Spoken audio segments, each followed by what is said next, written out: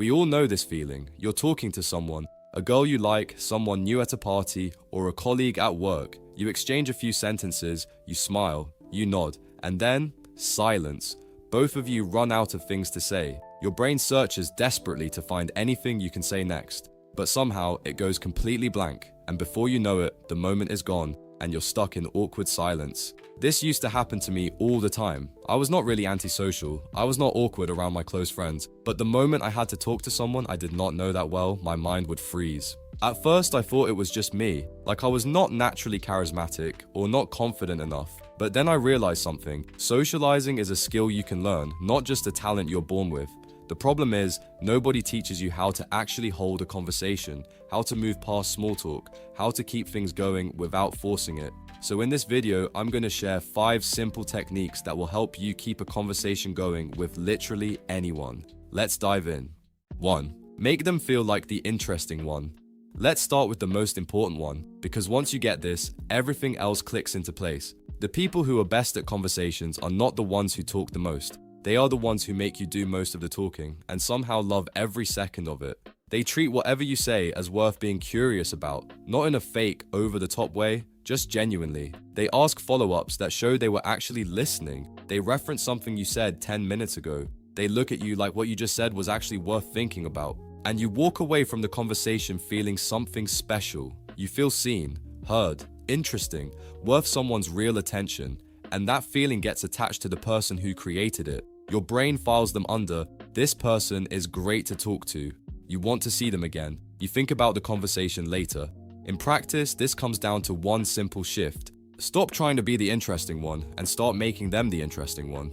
Ask about the thing they mentioned that nobody else probably asked about. Treat their story with genuine curiosity, even if it is not your usual topic. Find the part of what they are saying that you actually find interesting and lean into that.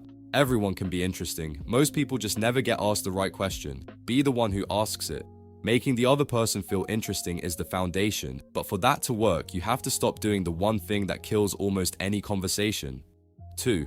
Stop trying to think of what to say next.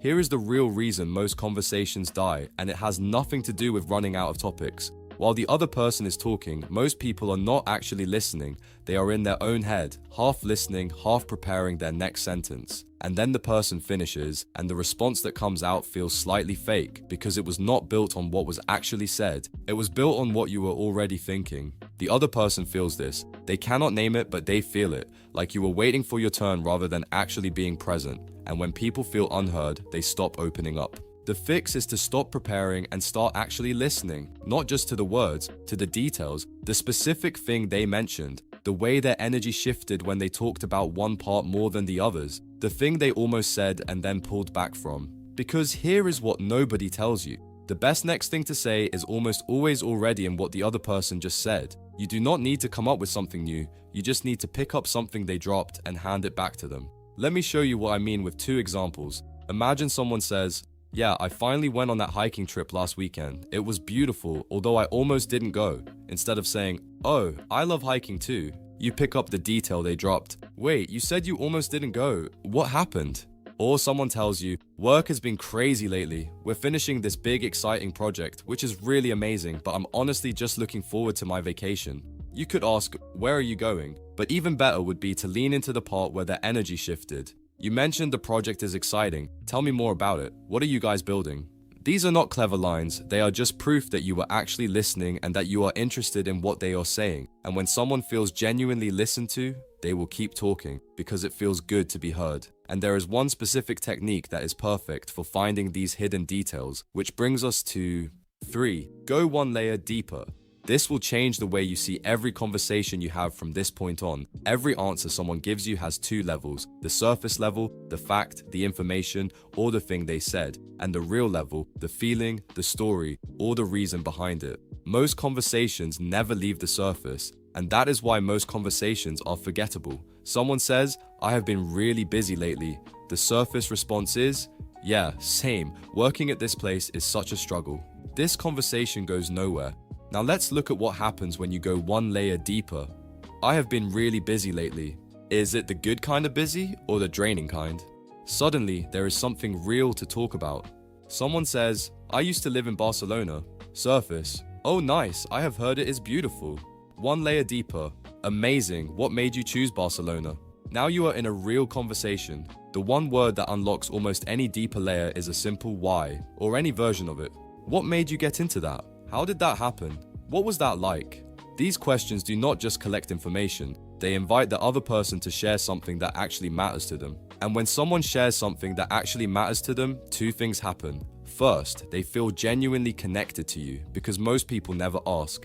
Second, they start asking you things back. Real conversation becomes two-way on its own once someone feels safe enough to go deeper. You do not need to be funny or impressive to get there. You just need to be curious enough to go one level below the surface. But this only works if you already have something to talk about. What if you're starting from zero and haven't even a topic yet? 4. Take responsibility. Starting from zero. Let me tell you about a situation that happened to me last week that I'm sure you will resonate with. I was out for dinner with 2 friends. The dynamic was great. 3 people, easy energy, the conversation just flowed. Then, one of them got up. Sorry guys, I have to go to the bathroom real quick.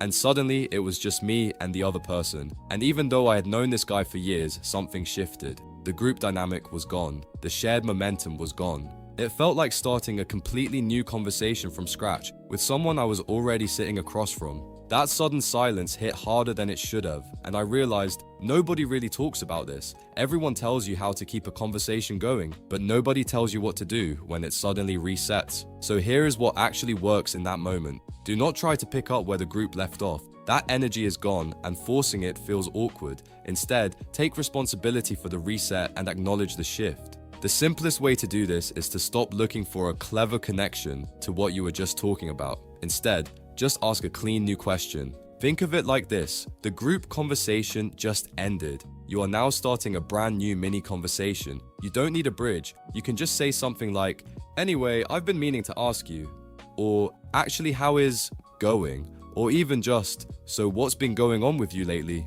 This does 2 things. It releases the tension because you aren't desperately clinging to an old topic, and it reframes the situation as something intentional. You are not waiting for the third person to come back. You are choosing to have a real one-on-one conversation. You do not need a clever line. You just need to be the one who decides, the old conversation is over, let's start a new one. But a conversation doesn't only reset when someone leaves the table. It also happens naturally when a topic simply runs out of steam. And this brings us to 5. Never let a topic die. Redirect it. Avoid this mistake at all costs, because it ends more good conversations than anything else. We've all been there. A topic runs its natural course. You can feel the energy fading, the sentences getting shorter, and you know the end is coming. There is a pause. And instead of moving forward, most people just let the silence sit there until it gets weird.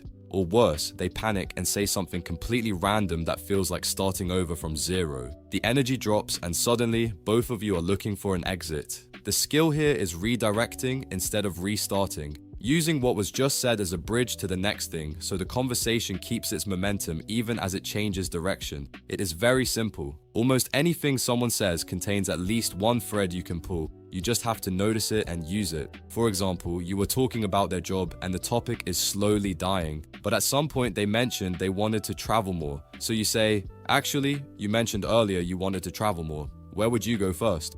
Smooth transition, new energy, no awkward reset. Or even if you don't have a thread to pull, you can simply say, "Okay, completely different question," and then ask something you are genuinely curious about. Casual, natural, and keeping the flow going without making it feel like an interview. The key mindset is this: a pause is not a problem. It is just a door to another topic, and your job is to open the door before both of you start staring at the floor.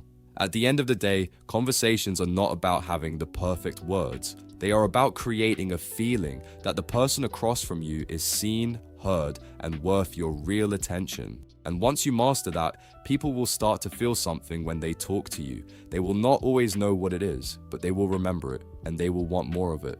But knowing how to keep a conversation going is just one piece of the puzzle. Real charisma goes much deeper than that, and that is exactly why we build the Charisma Code. It is a complete step-by-step blueprint across 10 modules that shows you how to become genuinely magnetic. For example, in Module 8, we go deep on conversational flow, including an action step, a PDF summary, and conversation scenario cards as bonus material, so you can actually practice the things we talked about today in real-life situations. If you complete all 10 modules, you will not only become charismatic in every conversation, not only in every social situation, but in life in general, forever. If that sounds like something you want, the link is in the description. See you there.